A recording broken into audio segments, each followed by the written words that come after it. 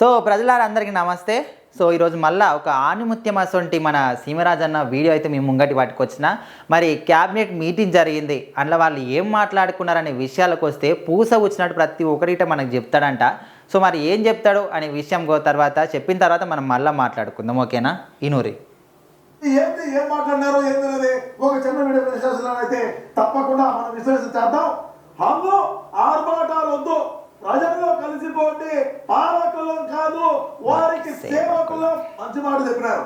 నేనేం చెప్తానంటే ఇప్పుడు పాలకులము కాదు ప్రజలకు సేవకులు అనేటువంటి నినాదంతో ముందుకు పోండి. రాబోయే రోజుల్లో మా పార్టీకి ఏ గతి అయితే పట్టిందో అదే గతి మీకు పడుతుంది. మేము సుప్రీంలము, మేము చెప్పిందో జరగాల అది మా జగన్మోహన్ రెడ్డి అన్న ఏదైతే చెప్పినాడో ఆ పని మీరు చేయద్దయా. మీరు సక్రమంగా ప్రజల దగ్గరికి పోండి, ప్రజల్లో మమేకంగా అండి, ప్రజల కష్ట సుఖాలు తెలుసుకోండి, ప్రజలు ఏ విధమైనటువంటి ఇబ్బందులు పడుతున్నారో తెలుసుకోండి, ప్రజలకు ఏమి కావాలో తెలుసుకొని అదే మీరు అమల్లోకి తీసుకురండి. మరొకసారి తెలియజేస్తా ఉన్నా, మనపై చాలా అంచనాలు ఉన్నాయి, శాఖలపై అధ్యయనం చేయండి. బూతుల భాష వాడిన వారు ఏమయ్యారో చూసాం. అధికారులతో సౌమ్యంగానే మాట్లాడండి. క్యాబినెట్ లో తొలి భేటీలో చంద్రబాబు హితం కరెక్టే కదా. ఇది బూతులు మాట్లాడినటువంటి మహాప్రభుత్వం ఎక్కడికి పోయిందో అందరూ చూశారు. 151 స్థానాల నుంచి 13 స్థానాలకు దిగజారినటువంటి మా ప్రభుత్వం ఏమైందో ఈరోజు చూశారు. అదేవిధంగా అన్న ఏ రోజు కూడా బయటకు వచ్చి మాట్లాడినటువంటి జగనన్న ఈ రోజు ఎక్కడ కూర్చోన్నాడో చూశారు. ఎందుకు ఈ విధంగా జరిగింది అంటాడు. బటన్ వద్దినామంటాడు. బటన్ వస్తేది పెద్ద సమస్య కాదు. బటన్ ఎవడైనా ఛార్జింగ్ పెట్టి బటన్ వత్తొచ్చు.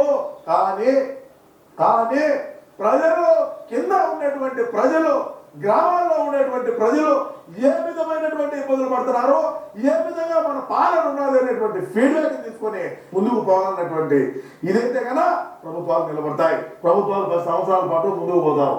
పోలవరం నిర్మాణ పరిస్థితులపై ఆరా తీసిన పవన్ అన్నా క్యాంటీన్లకు ట్రస్ట్ ఏర్పాటు చేద్దామన్న లోకేష్. మీరు తప్పకుండా సార్ నేను ఏదైతే చెప్తానో పేద బడుగు బలహీన వర్గాలకు రోజువారీ కూలి పనులు చేసుకునేటువంటి వారికి ఈ అన్నా క్యాంటీన్ అనేది పట్టుడు బోధనేటువంటి వాడు ఎంతో సంతోషంగా వాడు ఏదో 200కో 300కో కూలి పని చేసుకునేటువంటి వ్యక్తి అన్నా క్యాంటీన్ 5 రూపాయలు ఇచ్చి ప్రశాంతంగా కడుపు నిండా బోధినేటువంటి సౌకర్యాన్ని కల్పించండి.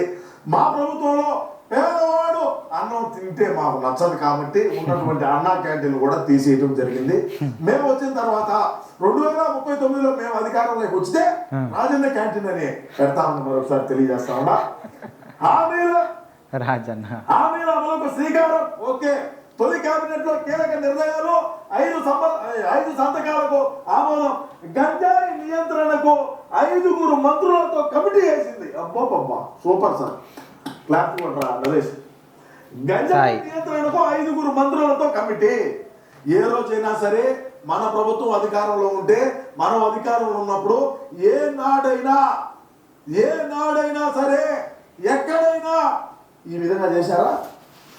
గంజాయి నియంత్రణ చేద్దామని చెప్పి 5 మంత్రులతో కమిటీ వేసింది. ఇప్పుడు ఉన్నటువంటి ప్రభుత్వం, మన వైసీపీ ప్రభుత్వం చేయలేకపోయింది. మనం గంజాయినే ఒక ఆర్థిక ఓనర్ గా మార్చుకున్నటువంటి మన రంగాల్లో ప్రభుత్వం అని చెప్పి ఈరోజు రాష్ట్రంలో ఉన్నటువంటి ప్రజలు అనుకుంటున్నారు. సో మనం వీడియోలో చూసినాం కదా, మొదటి క్యాబినెట్ భేటీలా చంద్రబాబు అన్న అందరి కూడా హితవు చెప్పిండంట. ఎట్లా అంటే సో సీమరాజ్ అన్న అన్నీ పూస వచ్చినట్టు చెప్పిండు. మనం ప్రజలకు పాలకులం కాదు, మనం వాళ్ళకి సేవకులం, ప్రజలలోనే ఉందాం, ప్రజలలో మమేకమయ్యి అలా సమస్యలు అన్నీ కూడా తీర్చామన్నట్టుగా కూడా చెప్పిండంట. మరి గంజాయి నిర్మూలనకు 5 మంత్రులతో ఒక కమిటీ గిట్ట ఏర్పాటు చేశారంట. ఇది ఎంతటి గొప్ప విషయం కదా. సో మరి ఇంతకుముందు నా ప్రభుత్వంలో అయితే వాళ్ళే ఆ గంజాయితోని వ్యాపారాలు చేసి వాళ్ళే ఇటువంటి మస్తు అక్రమాలు దందాలు మస్తుగా చేసిరు. సో మరి వీళ్ళు వచ్చిన ఎంబటే వాటికి నిర్మూలించాలి, వాటి నుంచి ప్రజలను కానీ యూత్ని కానీ కాపాడాలి అనే ఒక ముఖ్య ఉద్దేశంతో 5 మంత్రులతోని సపరేట్గా ఒక కమిటీ వేసిందంటే మరి వాళ్ళు ఏ విధంగా ఆలోచన చేస్తున్నారు, వాళ్ళ ఆలోచన తీరు ఏ విధంగా ఉన్నది మనం దీన్ని అర్థం చేసుకోవచ్చు. సో మరి ఇటువంటివన్నీ కూడా మంచి ఆణిముత్యం అటువంటి సీమరాజ్ అన్న వీడియోలు కావాలనుకుంటే మన వీడియోని అయితే చూడరి. ఇంకో వీడియోతో మళ్ళీ వస్తాం మేము ముంగటికి.